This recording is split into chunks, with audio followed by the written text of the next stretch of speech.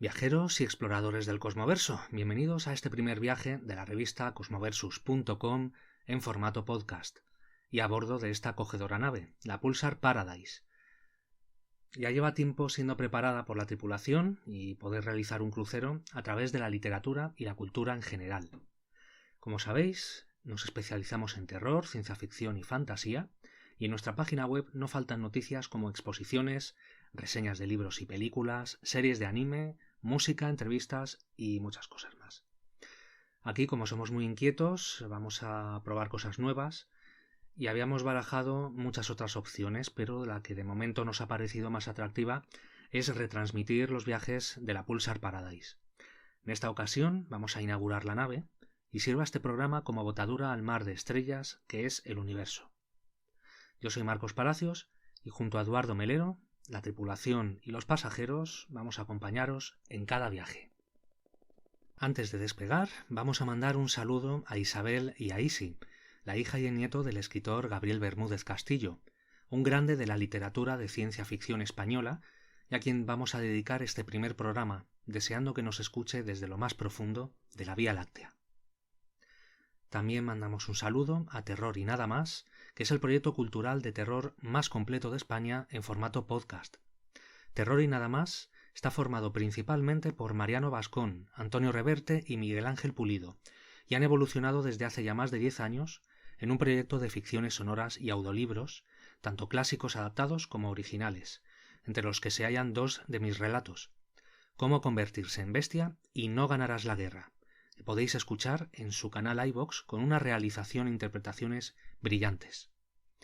Y para terminar los saludos de hoy, no nos olvidamos de Cinefanía, el portal argentino de cine y sus dos grandes afluentes, la revista en papel y programa podcast de cineficción, y en especial gracias a su presentador y conductor, Darío Labia, por el apoyo que siempre ha brindado a mi persona y a la web de Cosmoversus, y que ya entrevistamos hace un año en nuestra página web. Antes he nombrado a la Pulsar Paradise como la nave de crucero que nos va a llevar a través de nebulosas y estrellas, y quiero hablaros de dónde viene ese nombre. La Pulsar Paradise es una nave espacial que aparece en la novela Demonios en el cielo de Gabriel Bermúdez Castillo, y os voy a contar un poco de qué va. Tenemos Yunrunen, que es un planeta apartado del Imperio Galáctico y desconocido por los gobiernos. En él, y desde hace siglos, un grupo de millonarios que se hacen llamar los Amos han creado un paraíso de maldad y una ciudad infernal, donde solamente ellos controlan el destino de las personas que, por desgracia, van a parar allí. O simplemente se abastecen de ganado, como ellos dicen, y llaman a las personas, para divertirse cruelmente. La ciudad donde todo empieza es Teufelsdad. Es una capital de vicio y maldad. Sin embargo, la ciudad tiene unas reglas, un poco curiosas. Si estás dentro no puedes hacer daño a nadie, a menos que uses las manos. Pero si estás fuera, puedes hacer lo que quieras y a quien quieras, sin importar si es un amo o si es ganado. Así que en este escenario llega la Pulsar Paradise secuestrada por los Amos. Esta novela ganó el premio Ignotus del año 2002. Demonios en el cielo tiene un ritmo de sucesos trepidante, unos personajes muy carismáticos, como los desdibuja siempre Gabriel en sus obras, y algo que la mayoría de sus novelas no tiene. Es una violencia cruda y perversa, totalmente necesaria para mostrar y desarrollar lo que el autor quiere contarnos. Hay un punto en este sistema social de Teufelsdad que me recuerda mucho a la saga de las películas La Purga. En cierto modo existe una similitud en la permisividad de la violencia. Claro que son contextos totalmente diferentes, puesto que aquí se usa para divertirse y complacer los instintos de los amos. Casualmente existe un suceso en Teufelsdad llamado los Días Rojos, donde hay mucha más permisividad para los crímenes.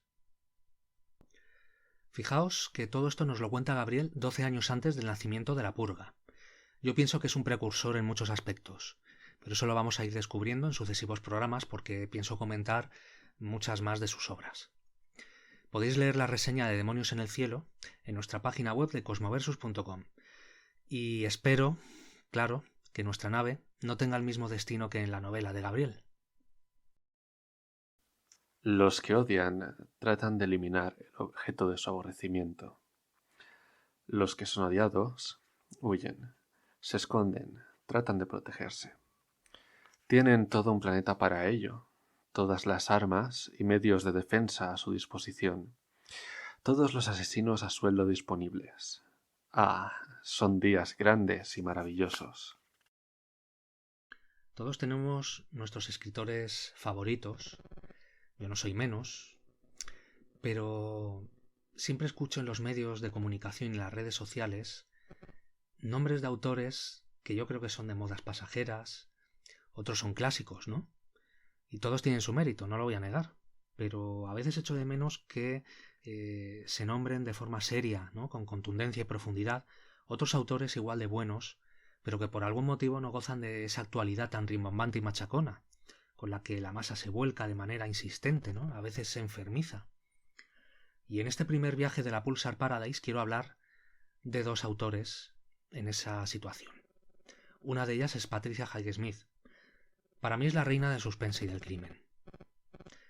Por cierto, el día 19 de enero fue el centenario de su nacimiento. Yo la conocí en uno de esos libros que encuentras en casa de pequeño, ¿no? Que tienen más años que tú y que nunca te habías fijado en él hasta que sientes curiosidad. Era una época en que tampoco había internet, no había redes, nadie podía darte consejos sobre alguna lectura, a menos que te juntaras en un círculo de gente dedicada a leer. Así que era un riesgo, sobre todo, probar con títulos que tus padres tienen a mano. Pero en este caso era una colección de grandes éxitos. Escogí en primer momento el libro El grito de la lechuza. Es un argumento que no podía ser más sencillo. Un hombre casado con una mujer insoportable se enamora y tiene una aventura con una muchacha más joven que él, y que a su vez tiene un novio con muy poco seso, que solo se dedica a cultivar su cuerpo. Y con esta premisa tan sencilla se lía una buena. Crímenes y personajes maravillosamente perfilados. Por eso Patricia Highsmith me cautivó desde ese instante. Y con este libro queda probado lo que tanto me dice mi editor, Andrés, que la historia es lo de menos, lo importante son los personajes. ¿Sabéis también que la autora es la responsable de Extraños en un tren? ¿Os suena ese título, ¿no? De una película de Alfred Hitchcock, donde dos desconocidos se conocen en un tren y mientras hablan de sus vidas privadas, uno le propone al otro que cada uno se deshaga de la persona que más le molesta en su vida. De esta forma no existiría móvil ni conexión personal que pudiera ayudar a la policía a resolver el caso. La película es un poco distinta de la novela, pero ante todo profundiza en los personajes, igual que lo hace Patricia sobre el papel. Así que en esta novela hay mucha obsesión, traumas, manías, personalidades muy concretas, únicas. La autora llega tan al fondo de cada una que hasta pareces entenderlas. Y ojo, no digo justificarlas, porque hay cosas que no pueden excusarse, menos en un crimen. Pero para comprender un acto, creo que primero hay que comprender a la persona, su vida, sus circunstancias, su infancia, el ambiente que les rodea, y esto es precisamente lo bueno de las novelas de Patricia Highsmith. Patricia ha dedicado una saga de libros a un personaje muy particular, a Mr. Ripley, pero no es la superviviente de Alien, ¿no? Es un muchacho que tiene un don, y así se refiere a él el título de la primera novela de la saga, El talento de Mr. Ripley. Este joven sabe hacer de todo, incluso hacerse pasar por otra persona. Miente como nadie y tiene esa facilidad para salir airoso de los problemas. Por el momento solo he visto la versión de 1999 dirigida por Anthony Minghella, con algunos cambios, según tengo entendido, respecto a la novela, pero que no desvirtúa en absoluto al original. Esta película está protagonizada por Matt Damon en el papel de Ripley, por Jude Law, Cate Blanchett y Gwyneth Paltrow, y es una película, a mi parecer, perfecta en muchos sentidos. Ahí puede entenderse qué motiva al personaje, porque Ripley es perverso, es encantador, pero no quieres que le pase nada. Aunque todo se complica cuando se comete un crimen, esos crímenes que son el sello indiscutible de Patricia. Entonces se inicia una cadena de acontecimientos acumulados de los que Ripley tendrá que salir victorioso. Quizá hoy puede resultar un poco difícil esta situación, pero al estar ambientada en los años 60 es más fácil suplantar identidades, esconder un cadáver, llevar una doble vida. Así que os dejo con el suspense, porque merece la pena verla, o en este caso, leerla. Después del talento de Mr. Ripley, hay 4 libros más, pero creo que no todos se han adaptado al cine. En conclusión, que Patricia Highsmith se ha ganado a pulso, a mi entender, el título de reina del crimen y el suspense. ¿Por qué? Pues porque retrata como nadie a las personas y sus trastornos, principalmente. Prueba de ello es la pasión que sentía por la psicología clínica. Esto es algo que no fue bien acogido en Norteamérica. La tachaban de misógina, y la perversidad de sus personajes pues no cuadraban demasiado bien con la corrección política y social de su época. Debemos tener en cuenta de que Patricia Highsmith nació en 1921. Empezó a publicar en la década de los 40. De ella hay una biografía, para quien le interese, titulada Beautiful Shadow, A Life of Patricia Highsmith, escrita por Andrew Wilson en el año 2003. Pero también hay una posterior, publicada en 2010, que está escrita por Joan Senkar. Precisamente esta autora también publicó una biografía de Dorothy Wilde, que yo pude leer hace unos años y cuya reseña podéis encontrar en cosmoversus.com. Hace casi 2 años que ya no está con nosotros, pero Gabriel Bermúdez Castillo nos ha dejado un legado literario más que importante, aparte de su amistad. De su generación y participación en los Hispacón, de hace unas décadas, no parece quedar mucho recuerdo. Pero Gabriel, aunque su obra no es muy extensa, ha dedicado su vida a escribir las mejores novelas y relatos de ciencia ficción que podamos leer en la actualidad.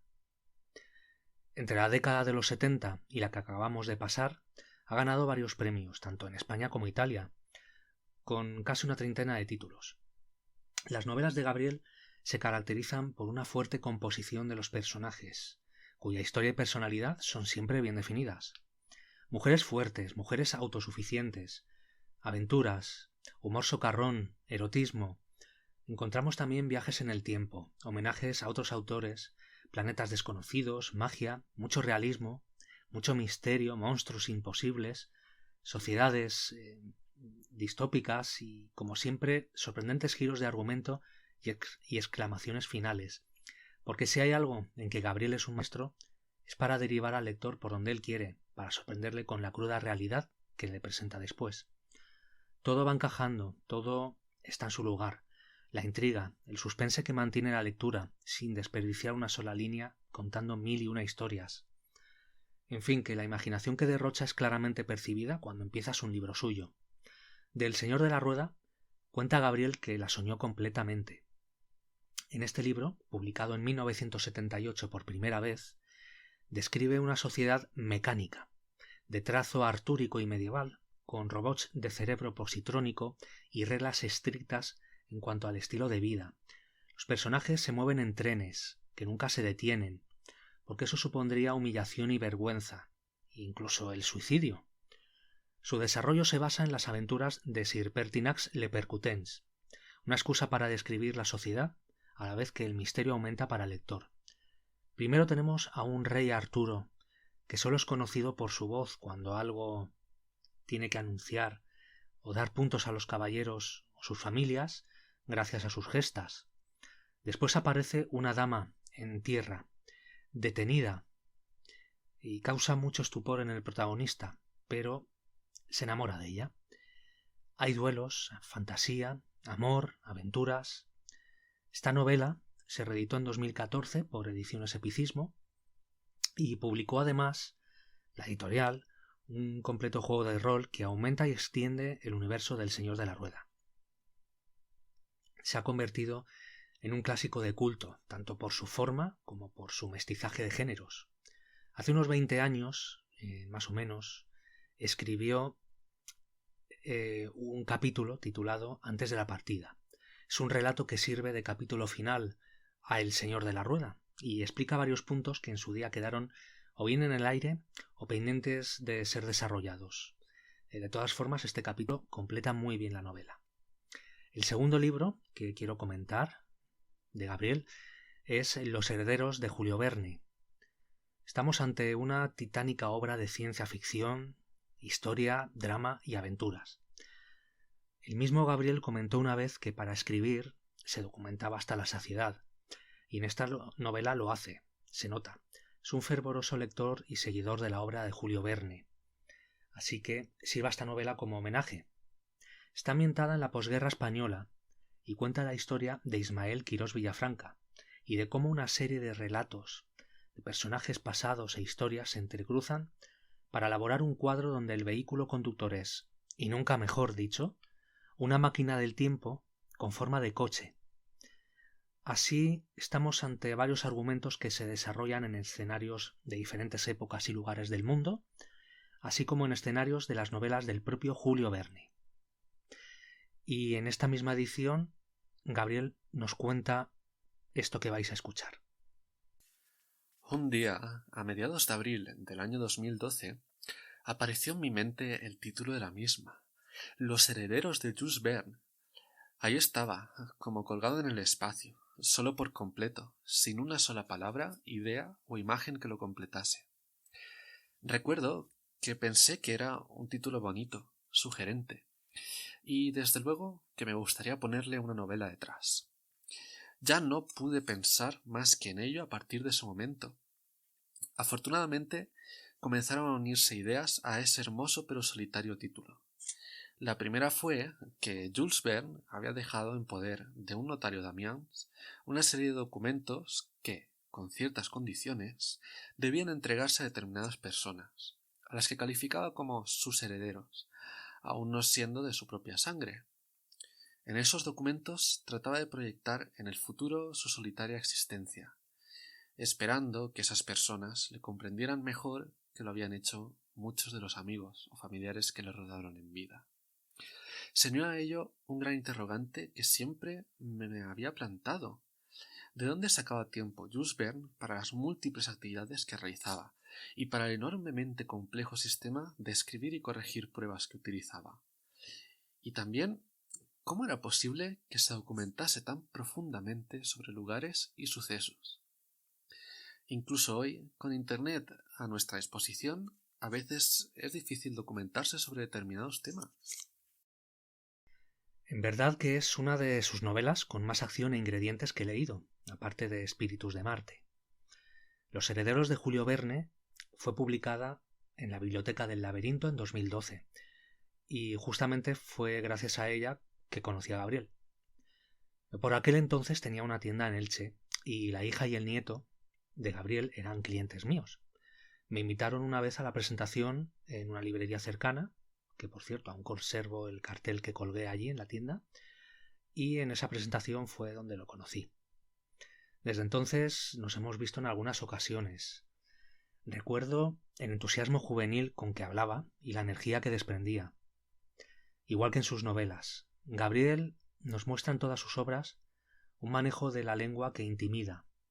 Además, otra de sus características es la facilidad para crear términos, conceptos, idiomas, expresiones, y de este modo crea una atmósfera muy propia, totalmente distinguible y personal en todas sus obras, hasta el punto de reconocer al instante su autoría nada más empezar a leer un fragmento. Ya nos vamos a dedicar en adelante en sucesivos viajes a profundizar un poco más en las obras de Gabriel, porque aún tengo varias de sus novelas por leer, y creo que lo he conseguido casi todo.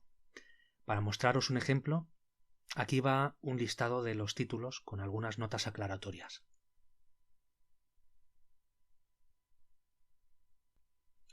Bien, vamos a empezar por 1971. El mundo Jokun. Es un libro de 5 relatos. Uno de ellos, Amor en una isla verde, obtuvo el primer premio de la Convención Europea de Trieste, en Italia. La última reedición es en la Biblioteca del Laberinto en 2013. Después, La autopsia, un relato publicado en la revista Fundación número 15. 1976. Viaje a un planeta Bugey. Es una novela cuya última reedición es de Avalon en el año 2000. 1978. La última lección sobre Cisneros. Es un relato cuya última reedición se encuentra en La historia y antología de la ciencia ficción española de Ediciones Cátedra en 2014. Del mismo año, el relato 1000 tumbas, publicado en la revista Zikurat 2000, número 15. Seguimos con el mismo año, Cuestión de oportunidades, un relato publicado en varias revistas junto a La piel del infinito. Y La piel del infinito es una novela editada en la revista Nueva Dimensión. Se llevó el segundo premio Ziguraz. Y El señor de la rueda. La última reedición de Ediciones Epicismo fue en 2014, junto con Un juego de rol. Esta novela tiene un capítulo nuevo dedicado a la novela como final. Se publicó digitalmente de libre circulación, titulado Antes de la partida, que es el que he comentado antes. Y se dice que es deseo de Gabriel que este capítulo, escrito ya en el siglo XXI, se incluya junto al Señor de la Rueda como un capítulo final en sucesivas ediciones. 1979. Las ilusiones perdidas. Relato publicado en la revista Nueva Dimensión 110. 1985. El seguro refugio de las colinas. Relato publicado en la revista Uribe número 23. Mano de Galaxia. Aquí tengo que hacer una aclaración con esta novela. Está formada por 2 volúmenes, Golconda y Aladriel. La última reedición se realizó en Prensas Universitarias de Zaragoza en el 2008 y está formada por 1200 páginas. La primera parte de la novela, Golconda, fue publicada en 1987, por primera vez, en Acervo Editorial, que la mutiló y la censuró completamente, dejándola en menos de la mitad del texto. Nunca se llegó a publicar la segunda parte, y creo que me alegro. Esta edición de Prensas Universitarias, que es íntegra, se ha señalado en rojo el texto que originalmente fue censurado por Acervo. También incluye un extenso apéndice de vocablos y nombres de la novela, con más de 100 páginas, y también una bibliografía sobre referencias al autor. Bien, pues continuamos con 1988, novela El hombre estrella, publicado por Ultramar Editores. 1991, La carrera docente, relato publicado en la revista BEM número 14. Una profesión con futuro, relato publicado en la revista Elfstone número 10. 1993, ¿Por qué hago estas cosas? Relato publicado en la revista Pórtico número 4. Premios literarios. Es un artículo publicado en la revista BEM número 31. Salud mortal, por Miraguano Editores, una novela que se llevó el premio Ignotus de 1992. Tiempo de milagros, relato publicado en la revista Pórtico número 4. 1994. Epílogo a Salud mortal, un artículo en la revista Cyber Fantasy número 4. Instantes estelares. Es una novela con 4 relatos de ciencia ficción. Se llevó el premio Alberto Magno por el relato Un mundo dura 1000 años y el premio UPC por el relato Duerme, querido monstruo. Está publicado por Miraguano Editores. 1997. Hay más cosas. Es un relato publicado en el libro de antología Los celos de Dios. 2001. Demonios en el cielo. Reeditado por Ediciones Epicismo en 2003. Esta novela obtuvo el premio Ignotus 2002. Año 2003. El país del pasado. Novela publicada por Ediciones B. Mi afición a la ciencia ficción. Artículo publicado en la revista Elfos número 13 y en Pórtico Electrónico número 1. 2004. Turismo de guerra. Es un relato publicado en la revista de ciencia ficción Isaac Asimov. Se publicó con una errata en el título, en el índice, que decía Turismo de presa. En 2005 se reedita en la antología Fabricantes de sueños. También está reeditado en la revista Axon número 160. Año 2006. ¿Qué es la ciencia ficción? Artículo publicado en la revista de literatura 217. Año 2012. Espíritus de Marte, publicado por Biblioteca del Laberinto. Compro moribundos, relato publicado en la revista Terbi número 3. En 2013, La canción y el jazmín, relato publicado en la antología Vintage 63, JFK y otros monstruos. La edición corre a cargo de Alejandro Castrover. Los herederos de Julio Verne, por la Biblioteca del Laberinto. Existe una edición en digital de Sportula Ediciones. 2014. Honor sobre ruedas. Es un relato publicado en la antología Empaquetados. 2015. Prólogo a la antología de espada y brujería Conjura, de Ediciones Pultur. Y en el mismo año, para finalizar, La Casa de la Vaguada, un relato también publicado en edición bolsillo por Ediciones Pultur. Con este listado quiero dar la oportunidad a que los lectores de Gabriel, y los que aún no lo sean, tengáis la posibilidad de conocer y adquirir sus obras. Os recuerdo que en cosmoversus.com tenemos más información, entrevistas y reseñas de sus libros. Solo las personas superficiales necesitan años para librarse de una emoción, pero un hombre que es dueño de sí mismo pone fin a un pesar con tanta rapidez como inventa un placer. Oscar Wilde. Somos Marcos Palacios y Eduardo Melero, y esperamos que este viaje inaugural a bordo de la Pulsar Paradise haya sido de vuestro agrado. Os esperamos en el próximo crucero y os recordamos que podéis seguir nuestras novedades en cosmoversus.com.